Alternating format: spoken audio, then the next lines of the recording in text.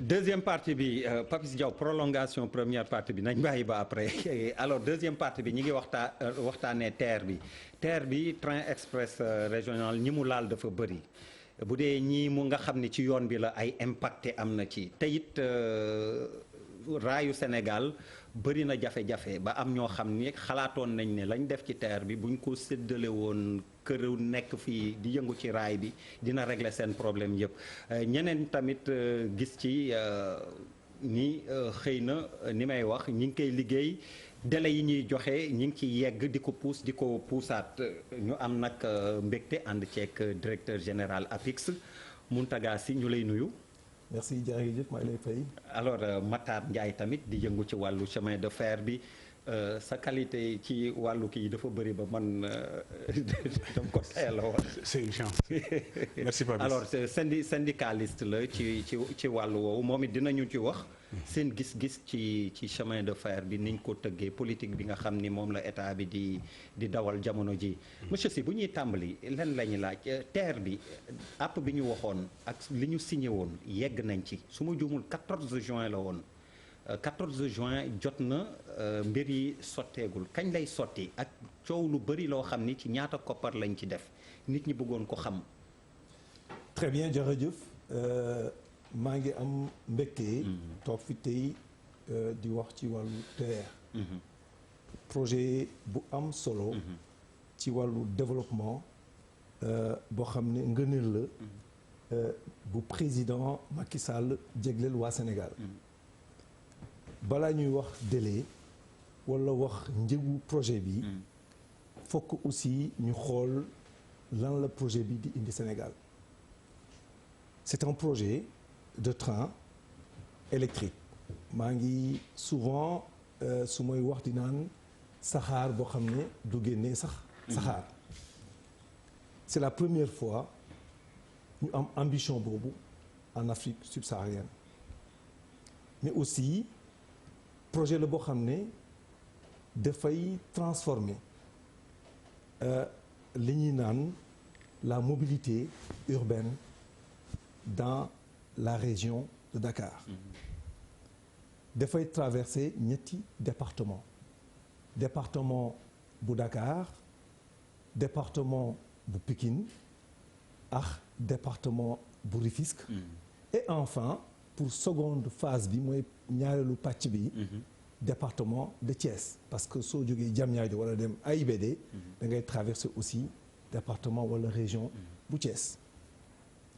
ci loolu nit ñi dañ koy xoolee projet ferroviaire mais dépassé na li ñu naan projet ferroviaire naa ci dellu ci waat ci kanam projet boo xam ne dafa nekk ñaari voies standard ak président décidé aussi conserver voie fret mooy transport de marchandises mieux mu réserver encore beneen voie parce que développement day évoluer ëllëg bu ñu développé ci wàllu fret du ñu tojaat këru jàmbur du ñu tojaat pont yi dañuy def aussi beneen voie loolu prévision la loolu vision la projet bi dañ koy tuddee TER Dakar AIBD mais ci projet boo xam ne ñu koy naan Dakar AIBD turu projet bi dafa ŋànk ñaari terminus yi waaye c'est un projet de transport et de mobilité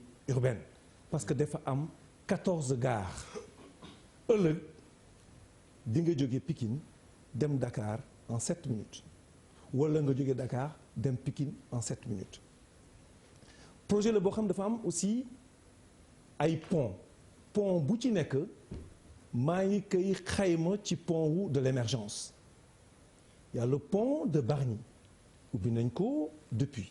pont pour oto yi di jaar ak nit ñi di ci jaar ci wàllu sécurité ak wàllu modernité te ñi ngi ko tabaxee pont de Bargny pont de Sococim pont de Champ de Courses pont boo xam ne dafay jaar ci suufu raay bi mooy HLM Rufisque pont bu Zac Mbao pont bu Kër Mbay Fall ñu ngi koy testé semaine bi pont bu Kër Massar nga dem pont Fass Mbao maa ngi dem Dakar pont bu Yëmbal pont bu route des Niayes pont la boo xam ne raay bi dafay jaar ci kawu tali bi mooy pont wu ginnaaw raay entre ginnaaw raay nord ak ginnaaw raay sud pont bu rëy bu mag bi ñu naan pont de Beaux Maraîchers mu ngi ngànk côté gare de Beaux Maraîchers wala traversé pont bu Cambérène pont bu Front de Terre soo gisee pont bu Front de Terre ñu ngi koy finaliser actuellement nii ay pont yu mag la seeni jëmb maa ngi koy estimé à peu près ci pont de l'émergence xam nga projet boobu ku xalaat ne c'est un projet ferroviaire comprendre loo ko dañu war a nag communiquer expliquer nit ñi ñi dëkk Thiaroye dëkk Pikine dëkk Dakar département Dakar dëkk Rufisque ñoo xam ne ñi ngi liggéey ak ñoom guddi ak bëccëg maa ngi nuyu Fatou Dione ak Abbas Sané ñoom ñoo yor ñoo xam ne ñooy impacté wu département de Dakar. mais ñi ciy kaas bëri na de. ñi ngi mais maa ngi ci dellu. kaas aussi kaas bëri nañ trop. dama ne maa ngi ci dellu. je pense que maa ngi aussi nuyu Abdoulaye Ly mi yor impacté wu Pikine maa ngi nuyu Amédine Diagne ak Amar Diaw Makodou Fall Souleymane Diallo Aboubacry Diallo Ibrahima Cissé, c'est le président des impactés. Non mais c'est important de préciser. L'exposé est long. L'exposé est long. J'amène le sujet. Mais quand même, on n'est pas dans une campagne électorale. Malal posé naa ko question. L'exposé est long. Malal déglu ma. Dakar loolu quand même. On n'est pas sérieux quand même. C'est nga yow yaay mbay mbaaxaan. waaw d'accord loolu laa lay wax xam nga man maa laaj sama laaj. Malal s'il te plaît. Malal. non waxal ak Mbaye Mbaxal. non bàyyi leen xoolal projet bi. voilà. nga yéen ñaar yéen a fi tàmbaloon mais wuyu ma wiiri jaari ndaari si koy jàkkaarloo dina wuyu de li ma ko laaj moom dina ma ci wuyu allez ñu déglu projet bi. DG plus vite. waaw dama waroon commencer remercier Malal bi ñu jàppale woon ci communication projet bi. xam naa ne moo tax ma ñëw. Malal jot dafa wax déedéet foofu laa bëggoon ñëw. DG Massa oui ma. qui s'y frotte c'est pique. DG merci beaucoup waaye. DG continue. Malal merci beaucoup. dans la sensibilisation. Bon, fais attention, il va. Non. Très bien. Charles, s'il te plaît. Non, DG toj nga fi. Merci beaucoup. da nga wax ay date. Oui. 14 janvier 2019. projet yu mel nii dafay am ay rendez-vous lu ñu naan jalon. des jalons majeurs. Oui. bi wane ni la plateforme. ak le matériel roulant. bi ñu recevoir testé nañ ko on fait le trajet. il a été fait. On s'est donné rendez-vous le 14 juin 2019 pour la mise à disposition et de la plateforme et des travaux pour war a démarrer les tests électriques. dama bëgg ngeen fàttaliku bu baax président Macky Sall ci vision bu mu am ak li mu ñu waxoon le 14 janvier. il avait dit précisément projet bu mel ni nekk un projet électrique train électrique dafa war a méngoo ci wàllu sécurité. il faut que nit ñi war a mën a traverser en toute sécurité la plateforme pour que ngëneel gu mu indil Sénégal ak Afrique yëpp war a doon dans de très bonnes conditions de sécurité. loolu moo tax en toute sécurité loo def ba jàng.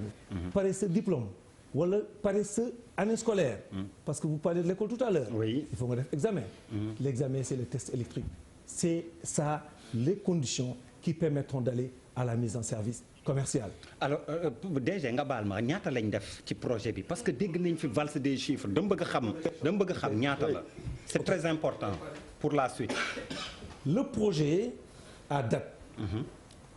il coûte 678 milliards de francs CFA. président Macky Sall dafa décider aussi. ci wàllu accompagner les populations. merci Malal qui parlait de la dimension humaine du projet.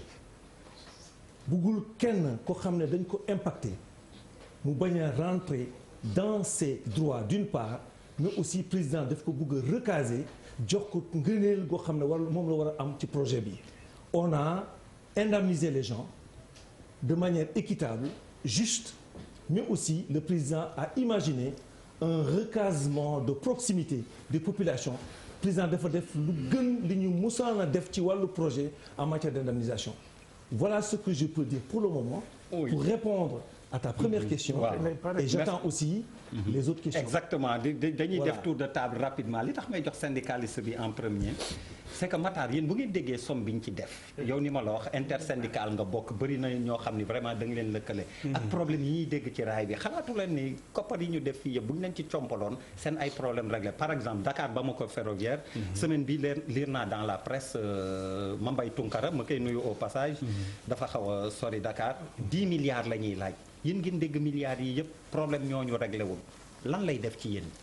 waaw mais Ablaye ñuy commencer par di nuyu suñu ñu fi fekk ñëpp di leen saluer et puis di toftal ci nuyoo bi directeur général bi ñu fekk moom itam parce que ñi fa jiite quoi mais xam nga li xaw a kéemaane ci affaire terre bi sax du li ñuy wax 10 milliards 15 milliards 30 milliards li gën a kéemaane ci terre bi diggante cheminot bi li ñu fi fekk ñoom ak type de cheminot bi ñu bëgg a créer foofu la coow bi nekk coow bi newul ci 10 milliards 100 milliards 30 milliards 40 milliards parce que xamul tax quelque part la terre moom sax peut-être ñun dañ ci soulager ñu cheminots yi pourquoi parce que raay bi fi ne même bu dee 35 kilomètres bu dee 30 kilomètres tubaab bi yaa ko fi defoon vers les années 1825 c'est-à-dire que aujourd'hui tey mën nañu soulager wu en tant que cheminot gis projet yu bees voilà non projet grande envergure ci saxaar président moo ko fi indi dañ ko saluer moom mais itam raay boo xam 1800 lay 1825 nangam lañu ko fi defoon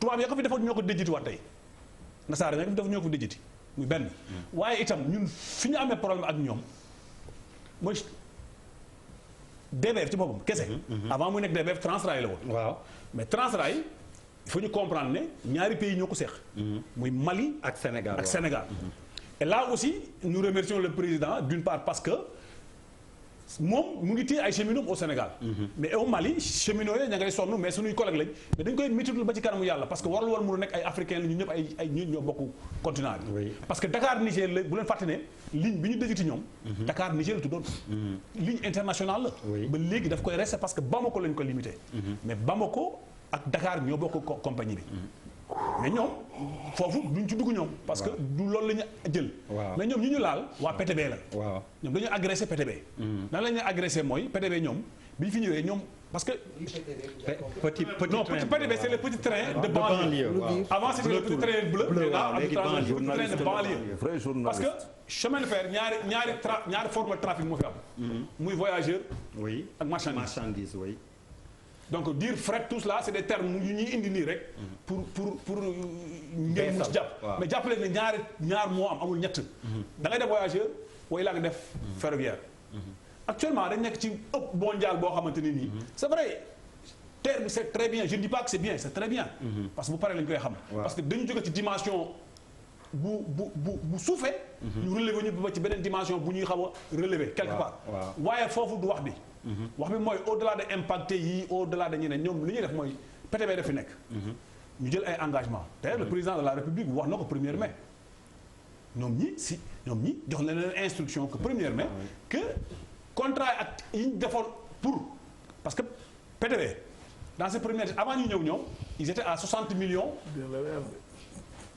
ils étaient à 60 millions minimum de recettes ñoom ñu jël ay engagement par rapport à ça d'ailleurs am na protocole c'est mooy ñoo leen waroon a fay yu demee noonu compense lañu war di créer compense boobu nag ba tey jii may wax ak yow tey ci mujj tey gars yi dañ def mouvement d'humeur PTB dañ taxaw tey dañ def mouvement d'humeur parce que liggéey parce que amatuñu xaalis ils n'ont plus de fonds déjà noté loolu foog nga indi et puis li ñu leen amel nag li ñu leen amel dañ ci jënd carburant di ci daw dañ ciy fay personnel bi et puis c'est la ñuy assister ñoom tamit seen i nit parce que ñee ngi feebar ñee ngi dugg ci leneen en attendant daal loolu lañ koy balaa may ñëwaat ci yow donc DG xalaatal fooy jëlee millions yi nga xam ni war na ko amel na ko DB foofu voilà fay DB alors monsieur le DG dafa mel ni ku ma cokkaas cokkaas bi mooy lan mooy Malal ñu ngi lay remercier ci communication bi comme si man ak moom xamante nañ wala liggéey na ak moom directement tey laa la mos a gis. c'est important non damay préciser la rek. personne de Mountaga Sy. non tey laa la mos a gis non c'est important c'est important que ñu wax. wax dafay leer c'est important on est sur un plateau. non Malal. non dañuy est-ce que du kii publicité bi ñuy gis. ci waaw mais déglu ma. ci RTS. loolu laay leeral c'est-à-dire ni mu ko waxee. non waxee wu ko nen na Malal. faut pas prendre ça au premier degré toi aussi. c'est jàkkaarloo Mbaye Mbaxaan c'est jàkkaarloo mais c'est important. man xoolal depuis kañ nga may wax Mbaye Mbaxaan je ne lève pas amul problème. c'est-à-dire il s'est passé élection yi dafa jot juste avant élection yi xaritu Matador nga man mosoo ma gis xamuloo ma nga contacter Matador plutôt APIX agence APIX communication convoqué Matador pour qu'on fasse une bande annonce ci sensibiliser sénégalais yi ne leen haute tension la courant la na nit ñi di jaar ci passerelle bi donc bu nax di am ñun lañ njëkk a nax nous sommes les premiers trompés parce que vous nous avez fait croire que train bi dafay daw tel jour defal leen ñu communication sur tel nañu wax leen déglooti leen waa Sénégal train express régional fukki ak juróomi autorail fukki minute bu nekk benn jaar courant bi muy àndal dalay maas ñu woy loolu sensibiliser askan wi. Très bien. Et derrière ñuy xaar di xaar train dawul donc nous sommes les premiers qui sont ridicules dans cette histoire-là. Parce que ñun ngeen sensibiliser indirectement impacté quoi. Oui, impacté. Nous sommes les premiers impactés. Non, c'est important parce que su ma ko préciser wul woon dans sa présentation, c'est comme si en fait, moi je le vois, je le connais. On se voit, il m'a donné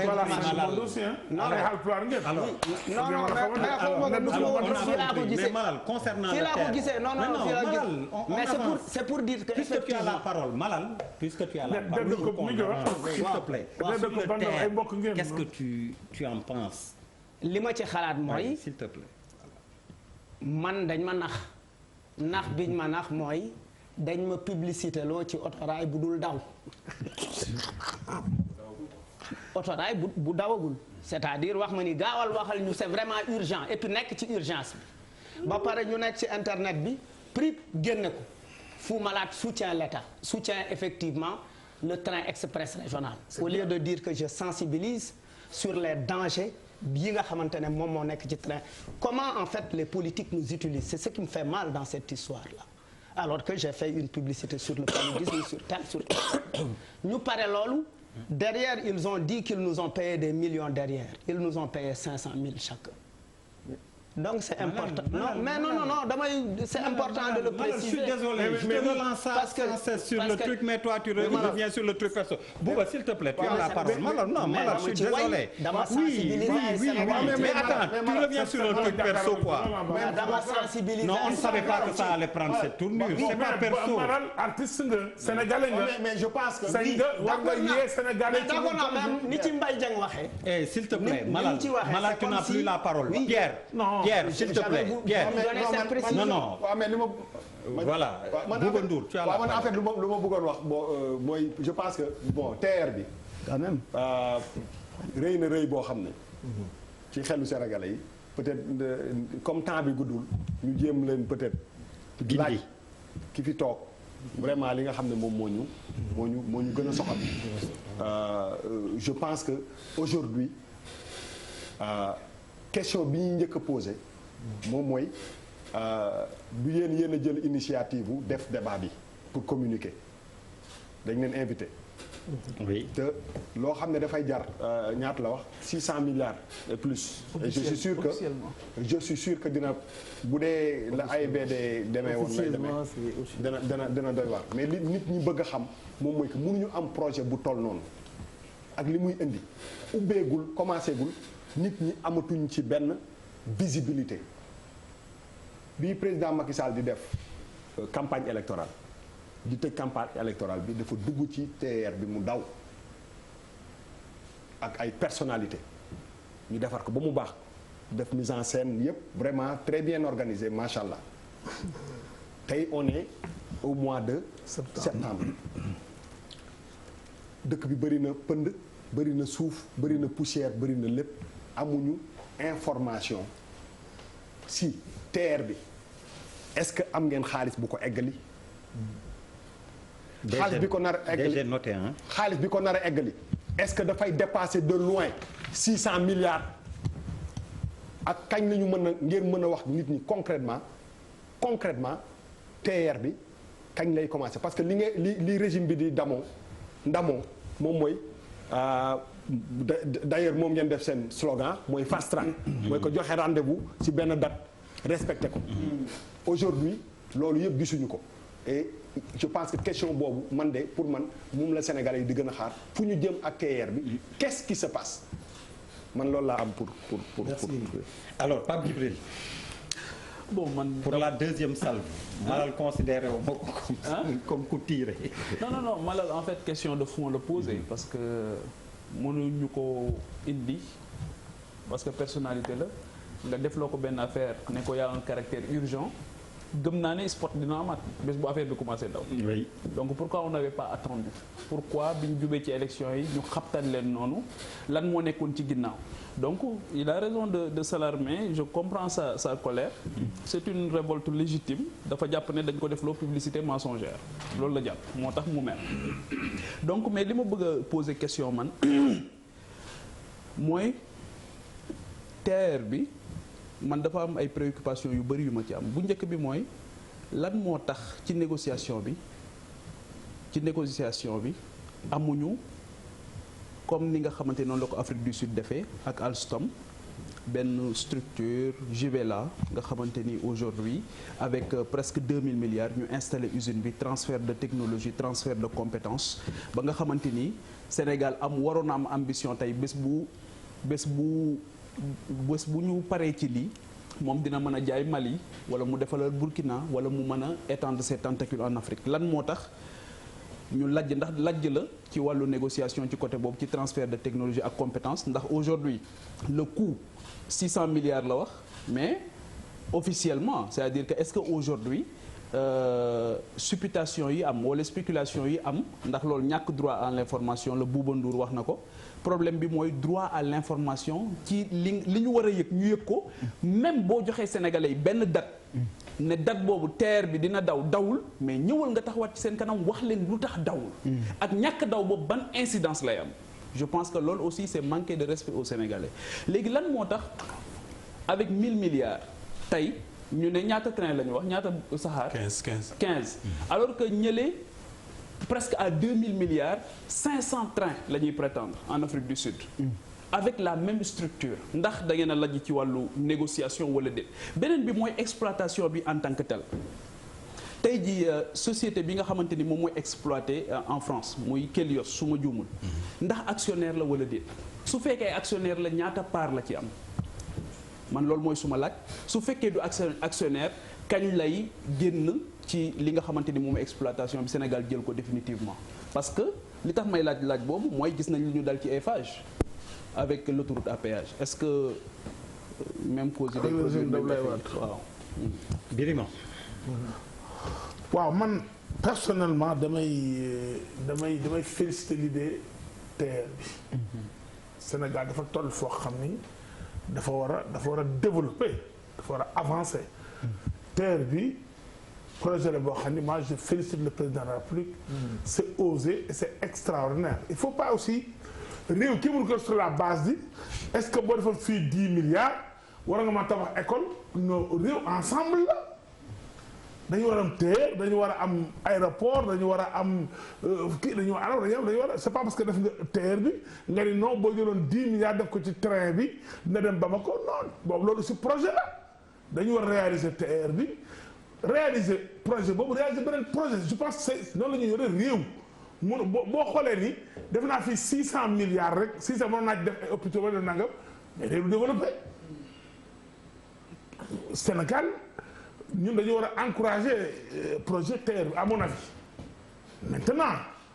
maintenant c'est tout à fait normal que Sénégal yi xam li ñu leen defal ñaata lay jaar c'est normal que Sénégal yi xam li ñu leen defal kañ lay pare yan gàllankoor la am parce que ñun ñoo ko moom amul lu fi nëbbu l'idée est bonne moi je pense que même s'il y avait des erreurs wala ay quoi loo xam ne mosul am Afrique njëkk def Sénégal war nañ mën a man affaire pas Afrique de l'Ouest mosu fi am war nañ mën a jégg pas jéggalante ne mën nañ xool nuñ koy rectifier defar bu baax mais kenn mënul taxaw Sénégal ne ba parce que damay dégg yokk naan wooy 600 nangam milliards ci terre bi loolu ko war ko woon def mais non réew développé noonu quand même il faut loolu dee dafa ñu bàyyi wax boobu amul solo terre bi c'est très important parce que nit mënoo ko mu dëkk Pikine dëkk Tëngéej war a liggéey si Sénégal war a développé yëpp war a gaaw nga war ko nekk 8 heures nekk bureau nga jox ay car bu 8 heures bu ngeen tax ci autoroute à péage bi fii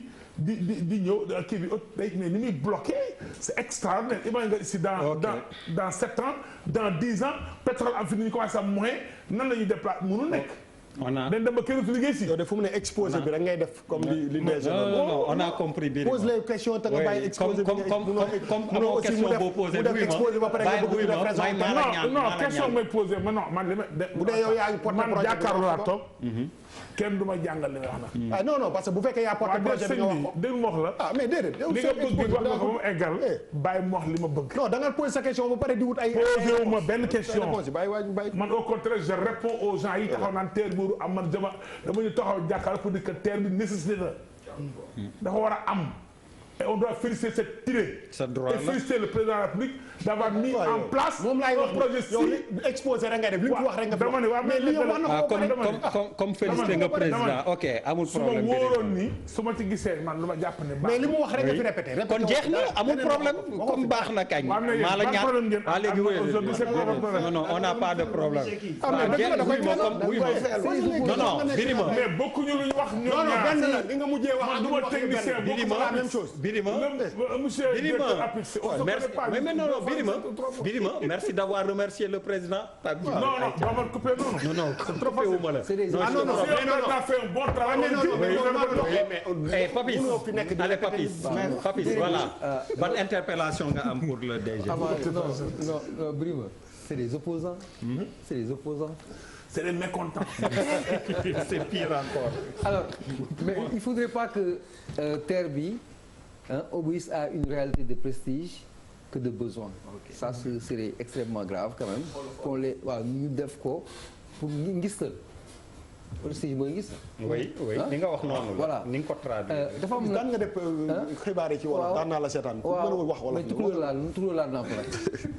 il faut comprendre. non ma foog ni naar nga. alors non man je suis pulaar. ah gars dama dégg ñuy wax comme naaru marocain naaru marocain nga.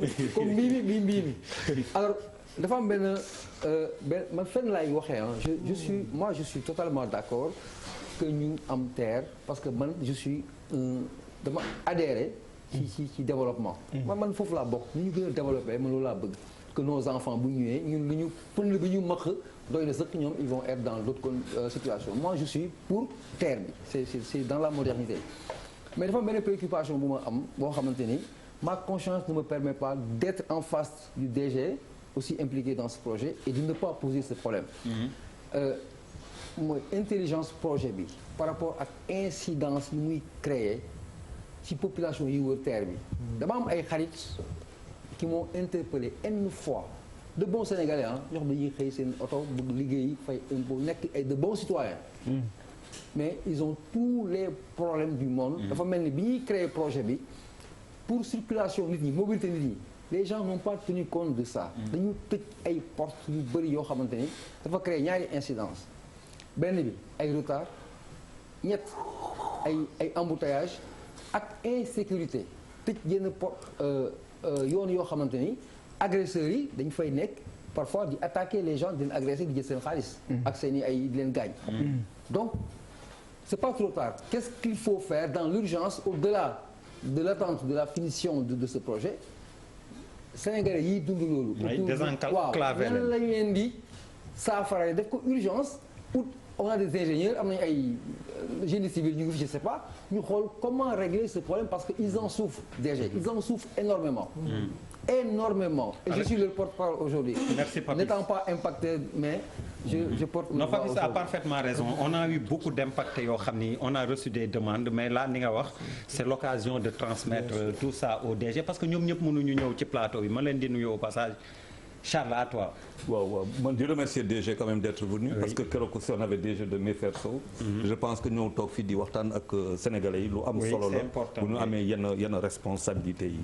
dëkk boo xamante ne dafa développé te amul réseau ferroviaire man gisuma ko dans le monde. Sénégal waroon woon tey du wax terre ay terre la ndaroon wax. parce que boo xoolee 1895 lañ def Dakar Saint-Louis 1895 ak tey quand même lu am solo la.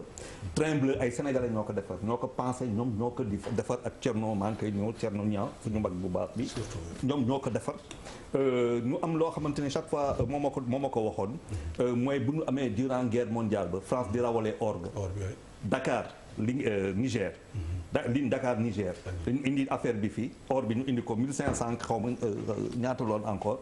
ñu jël ko teg ko si gaal ga teg ko si suñu train yóbbu ko kaay parce que ligne boobu dafa amoon faut dire que ñun lu ñu def ba man ñun ñëpp suñu génération nga xamante dañ doon voyager Sénégal train moo ñu yóbbu partout au Sénégal doon bus train rek doon 7 places doon dara lu dul train donc dafa am rendez-vous bu ñu raté et donc c'est très bien que tey ñu am projet bu mel noonu ambitieux parce que aussi da ngay am ambition plus dëkk man suma problème nag berti de question ba mooy lan mooy que Papis junj na ko sànq ak Pape Djibril Fall l'intelligence situationnelle de ce train est-ce que gérer nañ lu mu waroon gérer convenablement parce que boo xoolee bu baax impacté dafa am impacté yoo xamante ne ñoom ay ñoo nekkoon si biir kër yi ak yu demee noonu mais il n'y a pas que ça am na ay impacté yoo xamante ne ce sont des industriels te ñu bëri train bi gaañ na leen am na ñoo xamante ne ñu ngi def nii avec les banques parce que quand bu ñu lay wax nga jógee fii foog nga dem feneen am des problèmes d'installation le directeur général yu métti ba pare nga war a fay say personnel war a def lii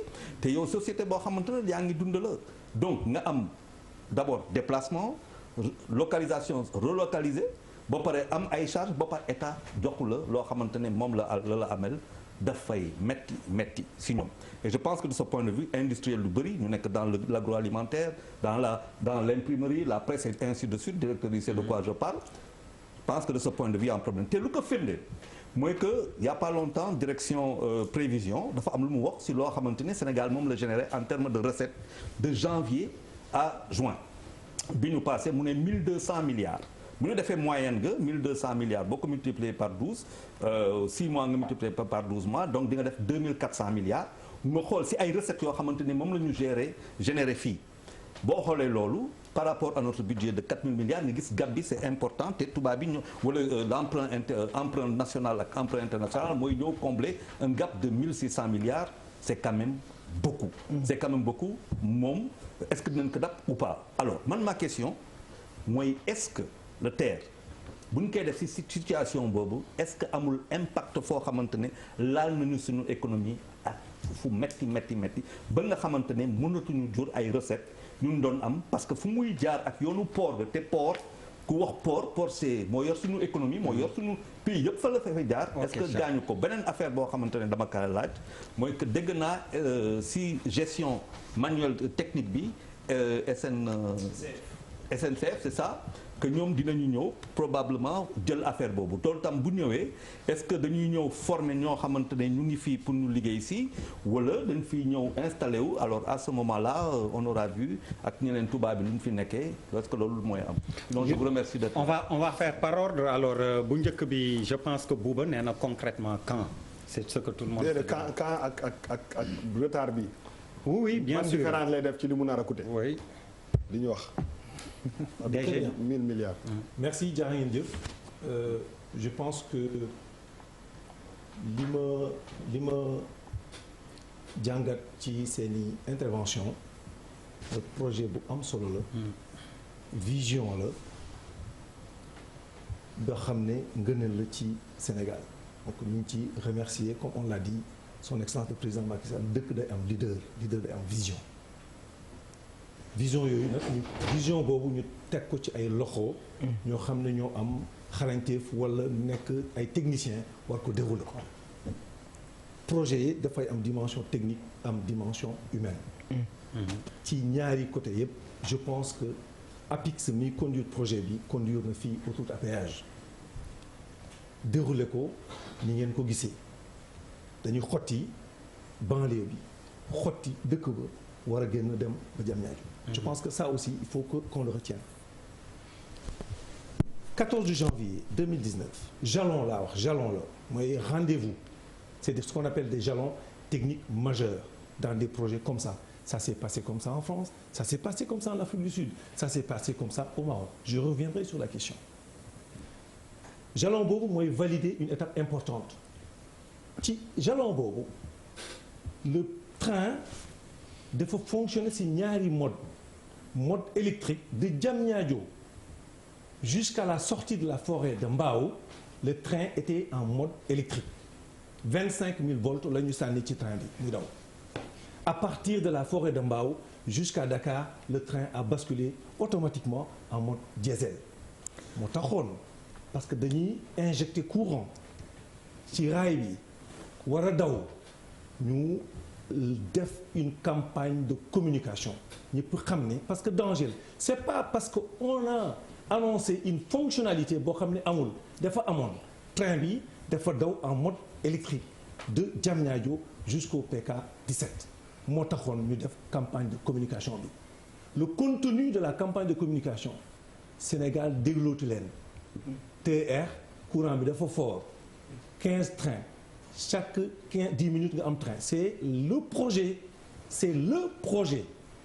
aujourd'hui bi may wax ak yéen fi may wax ak yéen on a 9 trains à Dakar le 10e sera là le 16 septembre donc 14 janvier 14 juin finalisation de la plateforme et une partie des travaux pour imaginer de rentrer dans les tests électriques tous les soirs guddi gu nekk train yi dañuy daw ci ay bërëb yoo xam ne dañ leen sécuriser pour def ay tests la nuit donc en même temps que le jalon du 14 janvier 2019 dañuy def aussi ay tests parce que test électrique du test injecté électricité rek da nga def test vitesse train bi test stabilité test plateforme donc tous ces tests là c'est une batterie de tests énormes. Le projet est conduit de façon intelligente et on a pris les meilleurs au monde pour le faire et aussi les meilleurs ingénieurs sénégalais ñoo géré projet bi avec l'ensemble des acteurs du ferroviaire sénégalais. Le président du comité de pilotage c'est le ministre des infrastructures et l'ensemble des structures de l'État sont dans le comité technique et le comité de pilotage. Donc il n'y a pas de dérapage sur les délais, c'est la communication sur les jalons. kooku ngeen xam ko aussi je pense c'est important les 10 trains yi ngeen di gis ils sont venus démonter aujourd'hui les 9 trains qui sont là sont montés et ils roulent vous les avez vus vous les avez pas vus Bouba non man gisuma benn train. ah ben il faut les voir quand même. je souhaite que. mais je reviens sur sama non je reviens sur sama question. ma terminer kañ la train bi di daw. bi ngay wax dama la déglu. mais wax ñu train bi kañ la daw. bi ngay wax dama la déglu. waaw mais non wax ñu train bi waxal Sénégal pas man. le train mais non Papis dama ne nañu wax train bi bu ma répondre bu ma joxul question boo xam ne réponse boo xam ne aussi kii bu ma toog rek tëdd di xaar dama ne na wax Sénégalais yi kañ la mën a jox rendez-vous Sénégalais yi pour que train bi daw. même si c'est dans gis naa ko guddi ñu koy testé kañ lañ ci mën a dugg. ñun lu ñu bëgg a dégg même si c'est dans 1 an ou 2 ans. vous donne question vous m'avez posé 3 questions. mais bii répondre. mais ça c'est une question centrale du trésor est-ce qu'ils ont l'argent. vous m'avez posé 3 questions.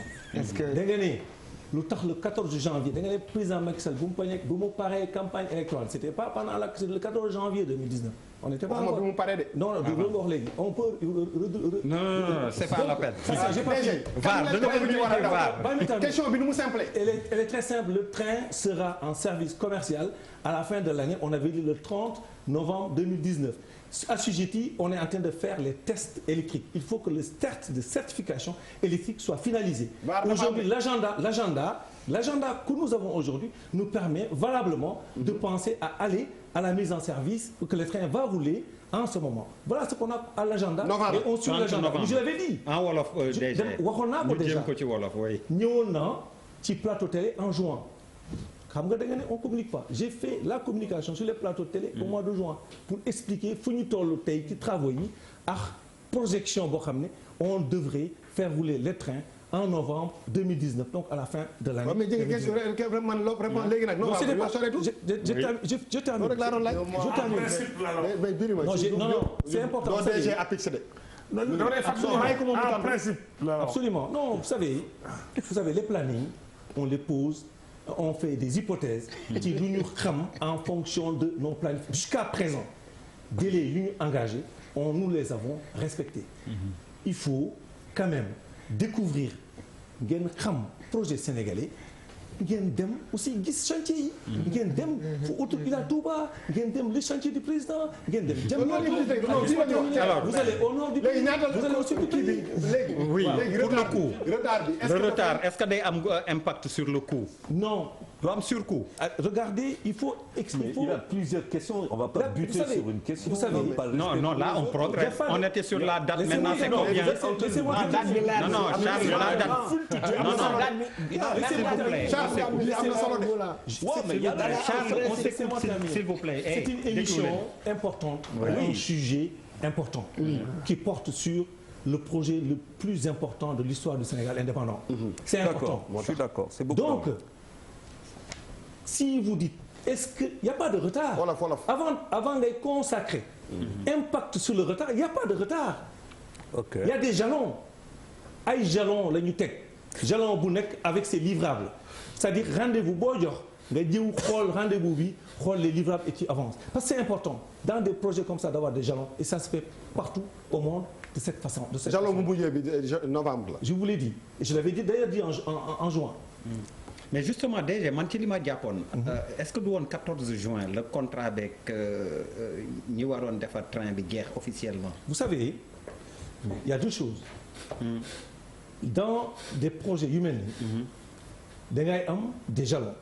Jalons yi ce sont des jalons en fonction du T0, c'est-à-dire en fait durée du projet par rapport au délai ou de lever de toutes les exigences. Il n'y a pas de conséquences sur ça. C'est important mu leer. D'accord. Après, je confirme quand même pour mettre à l'aise. Malal. Moi, non, j'étais juste énervé parce que. Mais fallait pas malade. Il n'y a pas de souci. Vous avez dépassé ça sur des données fiables. À un instant où il fallait le faire. Ok. Léegi Pape Djibril aussi. Mais DG non Charles yaa mujj wax dafa laajte lu am solo nee na Afrique du Sud pour une commande de 500 trains. Ils ont bénéficié de transfert de technologie et c'est pour 2 milliards. Pourquoi 2000 milliards damay juum ma naan 2000 xam nga milliards dafa bëri ci man. Près de 2000 milliards. Ouais. C'est pas. Quand on compare. C'est pas comme ça. Vous savez, faut pas aussi comparer loo xam ne mënoo ko comparer. C'est-à-dire on dit il faut pas mélanger des choux et des carottes. C'est des projets différents et des histoires ferroviaires différentes. Et un rapport à la France différent. Laisse-moi terminer. Je dis histoire ferroviaire différente. C'est important. Je suis d'accord. L'Afrique du Sud a une histoire ferroviaire. Avant, ils ont des trains, ils ont des structures, ils ont un portefeuille de projets énorme. Par rapport à leur portefeuille de projets, c'est un carnet de commandes war nañ mën a exiger sur le poids de la négociation ces questions-là. Même suñ ko exigé wul, je pense que Alstom ci boppam waroon na mën a initier loolu. Sinon quelqu'un d'autre allait venir le faire.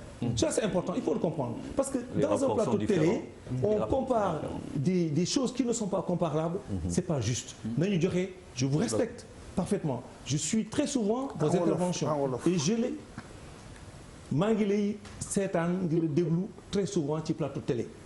Je suis surpris nga def ces comparaisons là. dama laajte c'est important non c'est important. non damay laaj je précise le fond de ma pensée dama laajte dama ne. donc ndax ci wàllu négociation. dama ne ndax ci wàllu négociation mënuñu woon am. transfert de compétences yi ak transfert de technologie. sama question boobu d'ailleurs dafa lié ak beneen question bi par rapport à l'exploitation même. Oui, le constructeur actionnaire. nga laajte nga ko waay. poser ñetti question nga ma laaj. mooy question bu njëkk bi par rapport à 500 trains. 500 trains c'est une commande qui a trouvé une histoire ferroviaire en Afrique du Sud. kii du ma weddi xam li ma wax bu baax. après deuxième question bi est-ce que ñun mënoon nañu négocier loolu. on a négocié des transferts de compétences, on a négocié des transferts de technologie. C'est important que nit ñi war ko mën a comprendre. Parce que tous les trains qui sont aujourd'hui ici au Sénégal, les 9, il y a que 2 trains ont été montés par des experts français. À partir du 3e train, ce 3e train jusqu'au 9e ont été montés par des ingénieurs sénégalais. Amul benn, c'est les ingénieurs sénégalais qui ont monté ces trains-là. Trains électriques.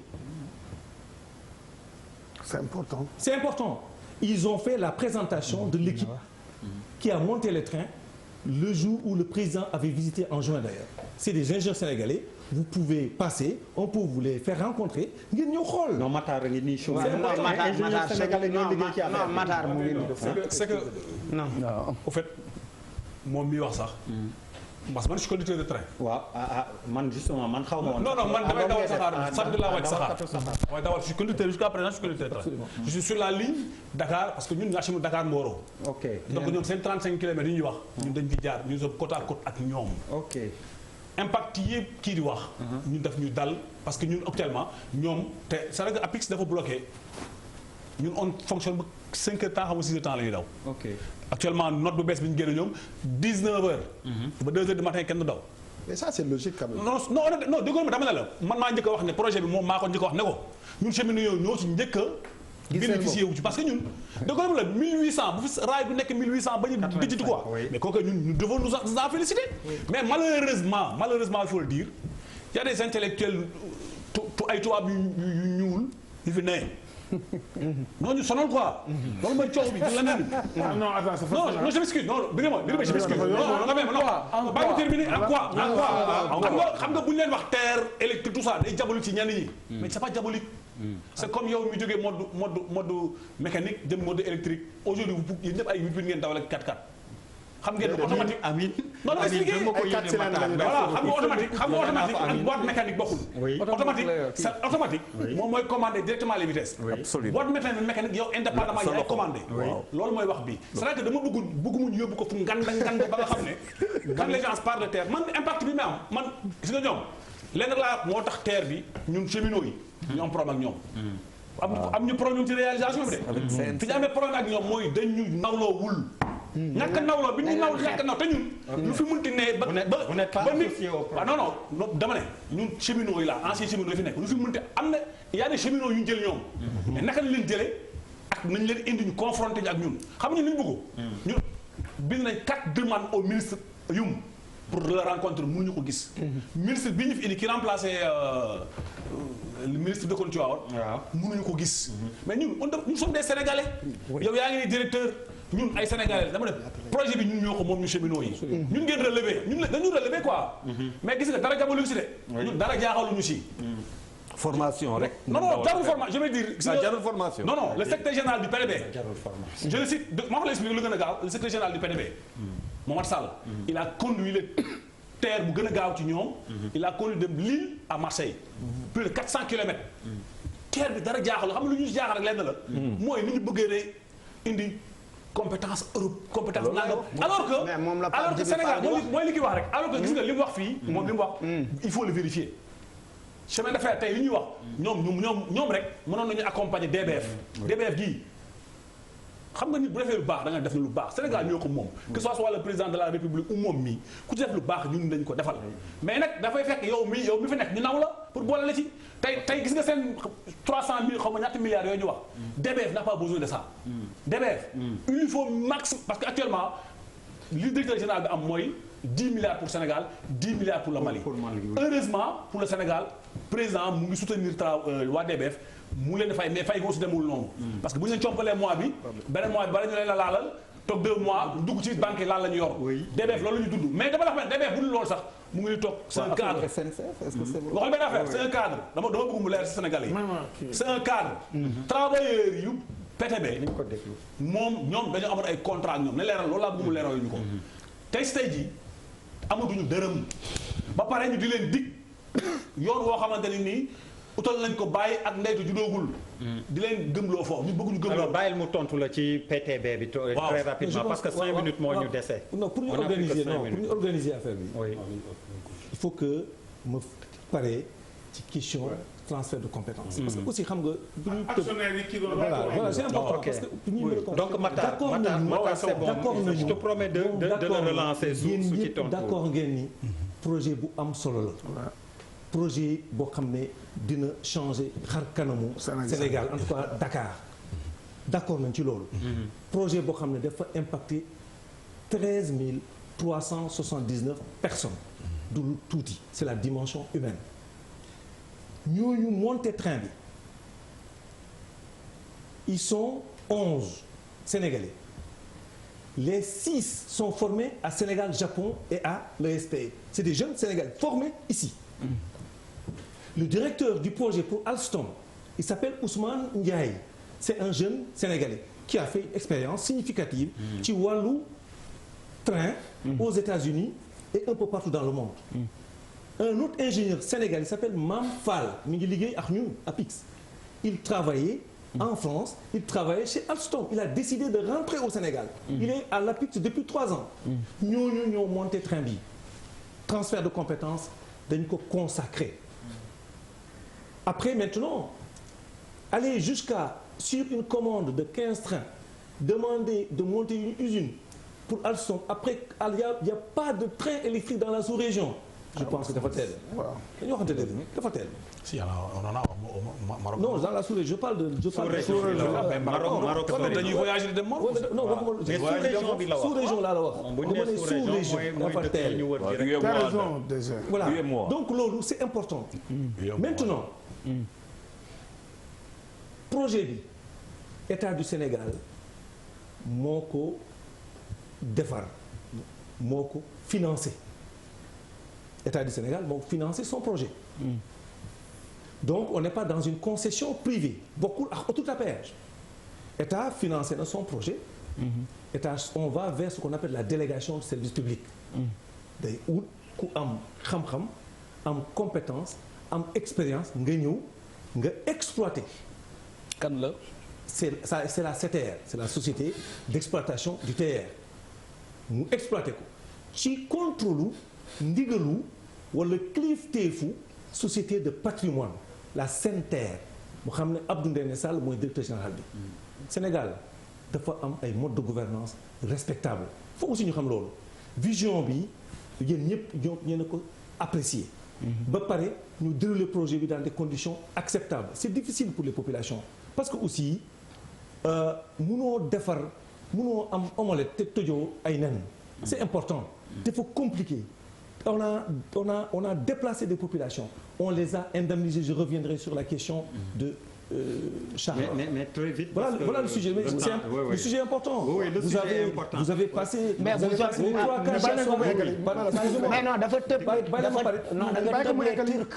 les Turcs dans le terre. Ils sont dedans. Laisse-moi terminer. L'actionnariat, ils sont dedans. C'est pas pareil. L'actionnariat de la. Non, beaucoup. C'est important. Les Turcs, c'est autre chose encore. Il y a ceux qui ont fait le projet, ce qu'on appelle les entreprises qui ont réalisé le projet. Dans ces entreprises-là, on retrouve un partenaire turc, on retrouve des Français, on retrouve des Sénégalais. Ça aussi, il faut le comprendre. La CSE, Getran, on retrouve aussi CDE. On a c'est certaines, c'est des entreprises sénégalaises. On va créer des champions nationaux dans le ferroviaire demain, parce qu'ils sont. Non, champions nationaux. Non, on reviendra sur la question des cheminots. Je pense que ça c'est important. Parce qu'on a quand même annoncé 800 emplois à la CTR. Ces 800 emplois, c'est des jeunes Sénégalais, des jeunes garçons et des filles sénégalaises qui vont travailler sur ce projet-là. Les recrutements se font au Sénégal pour des jeunes Sénégalais. On a des relations avec les écoles supérieures et les écoles techniques et en relation avec les cheminots sénégalais. C'est important. Je reviendrai là-dessus. Donc, CTR, c'est une société dans laquelle on retrouve effectivement des grandes références en matière d'exploitation ferroviaire. Quand on parle quand même d'exploitation ferroviaire électrique, on parle d'un train qui roule à 160 km/h, on parle d'une commande de 15 trains, c'est la SNCF qui est actionnaire particulièrement dans la CTR, mais c'est une délégation de service public. C'est la SENTER. L'actionnariat bi ak Parim qui am ak c'est la société montée par la CTR, c'est SNCF et Keolis. Keolis, c'est la même chose que SNCF. Oui. C'est leur filiale qui gère le Maroc et consorts. Et tous les pays font comme ça. Il faut aller de manière sécurisée. ci nga bañ a yàkkamti. teg sa ay briques comme ça ñu am une expertise avérée dans le domaine du ferroviaire. ku nekk ñaata la li mu wax part bi. Non, ça appartient à la SNCF. ñoom. Voilà, c'est clair. Mais c'est une société de droit sénégalais. De droit sénégalais qui va faire la délégation. C'est clair, c'est pas compliqué. Il faut que nous l'air. Mais à partir du moment où ça appartient à la SNCF, est-ce que dans les négociations aussi, surtout dans le recrutement et tout, aussi SNCF du indi ay niveau d'exigence am par rapport ak ñi muy recruter est-ce que ñii par exemple dañ leen di mettre de côté wala ndax dañuy dem former waat leen wala on a dans le contrat pour parler de contenu local dans le contrat il y a le contenu local dans le contrat il y a ce qu'on appelle un comité de gestion du contrat avec les recrutements. Ce comité de gestion est composé par les structures de l'État qui surveillent avec des rendez-vous précis l'évolution, les profils, le nombre de Sénégalais dans les recrutements. Alors, voilà, ça c'est important. Après maintenant, il y a des compétences ou des types de métiers où nous voulons au Sénégal. Donc c'est ça, les transferts de compétences. Alors DG Bouba Ndour, avant toi, Papis Diaw quand même, pour son plaidoyer pour les impacter. Comment les désenclaver le plus rapidement possible. J'ai reçu une demande pour ñu ñëw ci émission bi. C'est l'occasion de poser leurs problèmes. Comment faire pour soulager le plus rapidement possible.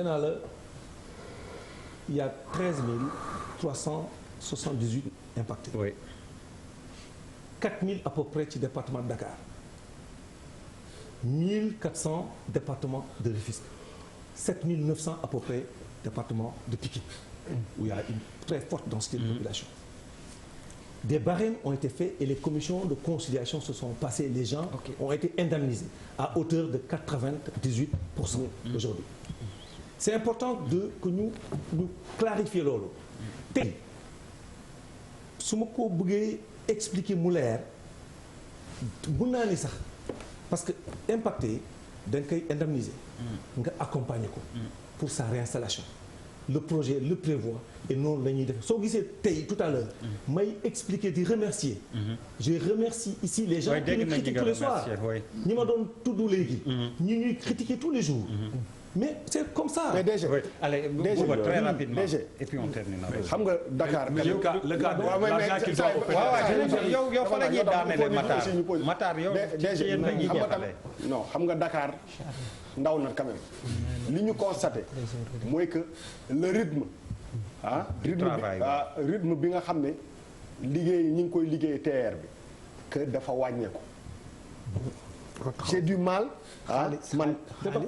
j'ai du mal fu mu ne nii au jour d'aujourd'hui on est au mois de septembre octobre novembre ma gëm que ni dina daw et puis y a pas d'argent non mais xaaral rek moom foofu laa jëm dama ne li ñu constaté tey jii nii li tax nit ñi ne nii mooy que dafa mel ni TER bi dafa taxaw. waaw mais après naan da ngay pare sa question. waaw dafa mel ni TER bi dafa taxaw. loolu beneen bi mooy que.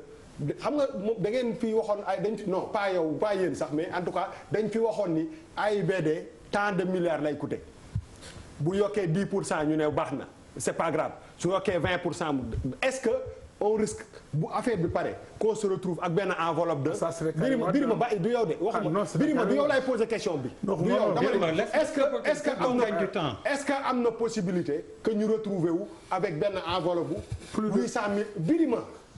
800 milliards ou 1000 milliards dans quelques années pour dire que loolu la TER bi alors que da ngeen annoncé 600 milliards ñaari questions yooyu est-ce que amu leen problème de la question bu ndaw non on y va ça colle aux questions à la question de Bouba et puis non nañ parce que sinon après parce que am nga yoo xam ne booy teg sa cin ngay togg añ mais sa dem ak ñëw entre sa néeg ak waañ gi day gën a bëri mais soo xasee ba pare togg il faut que ñu wàññeeku le projet est en train d'être finalisé c'est pourquoi engin dran yan gi neen daan gis avant muy wàññeeku c'est tout à fait normal projet bu jeex on est en train de recruter 800 personnes pour dugg ci train bi war ko exploiter je comprends pas Bouba. d'accord comme kay baax na bu dee loolu am na xam nga question bu amul explication du am. comme yéen a ngi comme tey ngeen ba sóor. comme sóor ngeen yekk leen. ku daan gas di defar béton. xoolal projet bi il y a 80 000 tonnes de fer dans le projet. Il y a 20 900 mètres cubes de béton qui ont été coulés. Ce projet c'est 3 fois la tour Eiffel. Non mais dama l'expliquer parce que c'est important en ce moment bi ñu fa tolloo c'est pourquoi il y avait énormément de mouvements. Maintenant je n'ai plus que 2 minutes. Charles Faye. Plus que 2 minutes. Oui Charles je voulais. Vous êtes vas-y vite. Déjà man affaire bi c'est simple quoi. Ça veut dire que tey le constat boo xam ne wax naa ko sànq constat bi il y a une récession avec benn fléchissement sur la balance commerciale bu am solo de 400 milliards boo xamante ne moom la ñu wax. bu ñu xoolee nu muy impacter activité économique yi ne pour 90% à Dakar te ñu xool fan lay jógee est-ce que le TER dans son intelligence situationnelle provoqué wul benn genre goulot d'étranglement à l'activité industrielle parce que xam nañu que ñenn yi ils ont manifesté donc si biir loolu dommage bi ñaata la ak ñaata la leen amel parce que il faut le dire beneen affaire boo xamante ne buuba nga koy posé et pour moi c'est très important mooy tey notre trésorerie effectivement est-ce qu'elle nous permet d'aller très très très vite dans cette affaire parce que quand même dëkk bi dafa métti te Sénégalais yi ñu ngi koy yëg pour répondre et afin que au 30 novembre ñu mun a fay ñoo xamante ne amal nañ xaalis et surtout les sociétés parce que ñoom ñooy indi xaalis si bi dëkk bi par les recettes qui sont générées et question yooyu la quoi. Est-ce que nous avons des ministres de finances de budget capables de drainer les ressources pour finaliser complètement le coût à la fin aussi. Est-ce que Abdoulaye Daouda Diallo par exemple am na capacité wu indi xaalis pour ñu continuer à faire. Alors DG Mountaga Sy je n'ai plus que 2 minutes si vous pouvez répondre à toutes ces questions. Oui non on va répondre pour le PTB aussi hein. Je ne vous oublie pas. Alors Mountaga Sy allez-y. Le coût et l'interpellation de Charles Faye s'il te plaît. 670 milliards. C'est fini. Je vais expliquer. OK. Ça c'est un. Deuxièmement, on m'a posé la question sur les indemnisations. Expliquez encore. Les entreprises, c'est le même process. Su dee projet bi daf la impacté dañuy ñëw sa entreprise on évalue l'impact. Dans l'impact mooy soo amee tabax mooy emprise. ñu évaluer sa bâtiment évaluer sa ay machines. ñi temps ñu fay la. benn su dee terrain bi ngay exploiter yaa moom terrain bi y a un barème ñu évaluer jox la. Après on a ce qu'on appelle les pertes de revenus c'est-à-dire perte de revenus yoo xam ne moom la projet bi di impacter ba ngay réinstaller waat toutes les pertes de revenus sont évaluées les impenses sont payées et aussi les entreprises on les accompagne pour leur réinstallation. Vous avez payé toutes les entreprises. Vous ne devez plus rien. L'État ne doit rien à personne. Je vous dis à date où je vous parle l'ensemble des impenses ont été payées pour les entreprises. Je peux vous citer les entreprises. Il y a Patisen. D'accord. Patisen est impacté différemment. D'accord. Patisen dafa doon génn ci côté rail bi donc ñu tëj foofu. donc Patisen comme avec le TER il y a plus de passage à niveau. Il n'y a plus de camion qui traverse le rail. Merci Malal pour la communication d'ailleurs. Donc non c'est important. C'est important. Oui bien sûr. C'est important. C'est important. Bien fait pourquoi ça te gêne comme ça? Non pas du tout. Il n'y a pas de gêne. Non ça me gêne pas. Il n'y a pas de gêne. Moi je suis d'accord pour votre Il y a Sosenap, il y a SNAP, il y a TTA, il y a Africa Print, il y a Super Céramique, il y a la laiterie, il y a Gandour. Toutes ces entreprises qui sont sur le tracé sont passées en commission de négociation, ont accepté la conciliation et ont mais déjà coût bi du yokku daal. 675 milliards yi moom. amul risque des populations de 1000 milliards. Écoutez, Bouba, si vous êtes mal intentionné ou vous voulez sortir des choses. Non damay laajte rek. Non mais je vous ai indiqué. 678 milliards. Je n'ai pas la boussole. Celle que j'ai, c'est ce que me dit les estimations à date. Le président Macky Sall a les moyens. On n'a pas de problème de ressources pour financer le TER. Si vous interrogez les entreprises. léegi xam nga xoolal. xam nga soo bëggee xam ndax am na wala amul. allez interroger les entreprises. mais déjà au moins mën nga d'accord que ni ñun aussi dañu doon wax aéroport 100 lay coûter mu mujj coûter 200 c'est normal que ñu poser le c'est légitime parce que dañu ko daan gis. Pardon c'est pas parce que. moo tax ñuy laajte quoi. Non mais est-ce que la façon. honnêtement la façon bi nga gisee le pays est géré aujourd'hui avec sa vision.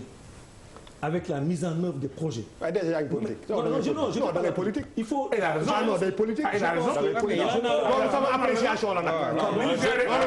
man ni ma gisee dëkk ni koy gérer. loolu moom sama appréciation la. c'est pas ni nga ko gisee yow peut-être. alors DG man DG bu ko topp nee na da ngay politique. d'accord nangul rek y a pas de souci. alors man leen laa la bëggoon laaj au passage Charles s'il te plaît. non c'est une question boo xam ni c'est vrai que tu vas me dire que discussion de grande place mais vous êtes êtes là pour les Sénégalais tontu li Sénégalais yi di wax en général. c'est pas que man xam naa réponse bi wala yooyu man damay laaj. Alstom on dit que société bu nekkoon en difficulté la vous l'avez aidé avec cette commande loolu lu am la wala lu wér la wala. il parle du oui bien sûr en Afrique du Sud. mais je sais. que représente. man dama lay laaj rek. 15 trains représente rien. pendant combien de temps l'a exploité. voilà ça vraiment. donc c'est combien de temps la ñuy exploiter. c'est une délégation de service de concession délégation de service public. oui mais. ok. Donc c'est une délégation de service public maximum en 3 et 5 ans et tu fais une réévaluation c'est pas une concession ça il faut aussi mu leer. mais elle coûte combien la délégation. Pardon. Elle coûte combien la délégation. C'est une délégation de service tu exploites me récupérer et puis je te rembourse. Oui, mais ça nous coûte combien? Il y a un chiffre. Quel chiffre? C'est-à-dire que Erési pour man la difficulté mooy c'est totalement financé par l'État du Sénégal nga jël ko après dem jébbal ko SNCF. Oui, quand même. Ensuite non mais franchement délégation non mais Djibril tu connais le principe de la délégation de service public. Oui. Donc c'est terminé. alors déjà pour terminer le niveau d'exigence bi SNCF di am après. Matar Ndiaye li ko fi gënoon indi c'est le cahier des charges s'il te plaît s'il te plaît qui va ordonner la SETER. DG nga baal ma bi ci mujj Matar Ndiaye mi dañ la kocc si woon fii pour seen bor bi. PTB s'il te plaît. 600 et quelques millions kay yu taxaw. waaw 100 et quelques millions. 600 millions yi nag te loolu gaaw en plus li ñu bëgg nga dimbali ñu. nga wax président ne ko. ñun cheminots yi fi ne. nekkuñu ay opposants bay wax. mais vous avez le droit d'être des opposants aussi. non xam nga bi li tax loolu mooy terre bi dañ cee ñoom liggéey bi ñu yor dafa am ñu ko yor ñu nangu ko ci seen loxo. pourquoi nga sol sax marron Matar bàyyil ma lijjantil la seen 600 millions yi. ba pare je pense que DG 600 millions yi nu ngeen di def fay leen ko. PTB partenaire la ci projet bi. PTB est mooy petit parce que nit ñi xam nañu petit train de banlieue petit train de bleu. non Sénégalais xam nañu PTB. man xaw ma ko woon par exemple ñun ñëpp xamuñu ko woon. déglu ma wax la les 60 000 passagers par jour qui payent 150 francs pour aller à Thiaroye qui payent 200 francs pour aller à Pikine xam nañu la mooy PTB. mais ñëpp dañu ko war a xam train de banlieue. waaw déjà loolu rek la. ok d'accord très bien maintenant c'est important PTB partenaire du projet bi. ils sont membres du comité technique PTB ils sont membres du comité technique. ils sont impactés par le projet. Donc on évalue leurs pertes de recettes. C'est une comptable ñoo ñu jox les pertes de recettes. On a évalué et on les indemnise progressivement. lii le relation bi am entre PTB ak APIX ñu signé convention. C'est un directeur général. Silla suñu natango la. Il est membre du comité technique. lu waral bor bi kon. lu waral bor bi kon boo fële. gars yi amuñu xaalis non c'est c'est des évaluations qu'il faut faire. C'est pas parce que aussi société d'État la. parce que PTB agence la pour État. APIX agence la pour État. Donc c'est pas parce que c'est une société d'État si on nous donne des factures on nous donne des coûts et des charges il faut ñu dugal ko ci ay loxo yu wóor ñu xool ko saytu ko ne lii lay jar ñu rembourser. Ce sont ces procédures. non DG léegi Abdoulaye ma ñaan la benn affaire. ma ñaan ko mais vraiment pas yi daanale. on parle je me supplie d'une chose. benn affaire laa bëgg a ñaan. on parle aux Sénégalais. on parle aux Sénégalais. da leen di war a bàyyi. da leen war a bàyyi Sénégalais yi. ci conclusion yoo xam ne mën nañu ko jëriñoo ëllëg. C'est un excellent projet qui est en cours de finalisation. C'est un projet qui impacte 13 379 personnes. Le président Macky Sall a fait du recasement de proximité et du recasement en intégrant la cellule familiale. Le projet, les titulaires des marchés ñiy defar projet bi dem leen. yaa tudd recasement Makodou Fall collectif national des impacts du terre waxi naan nag site de recasement yi kañ lay pare viabilisation des sites de recasement. Absolument. kañ la. J'ai dit tout à l'heure que je remerciais Makodou Fall. oui je sais. C'est des gens mais nee na kañ. Voilà. Les sites les assainissements des sites de recasement ont démarré. On leur avait dit qu'on allait démarrer à fin juillet. Ñu ngi démarrer les sites de recasement au niveau de la plateforme. Président moo leen jox 7 hectares. Koo xam ne dëkk nga Pikine nga dëkk Rufisque nga am kër te amoo titre boo xam ne mën nga ko justifier. Président nee na dina la jox 150 mètres carrés ñoom ñëpp jot nañu seen 150 mètres carrés. C'est le gouvernement seen terrain. C'est important de le dire. C'est important et dégg nañ ko DG gis nga li duuf yëpp. Maintenant li duuf yëpp du xëj ci. exactement mais ndekete dégg nga wolof de.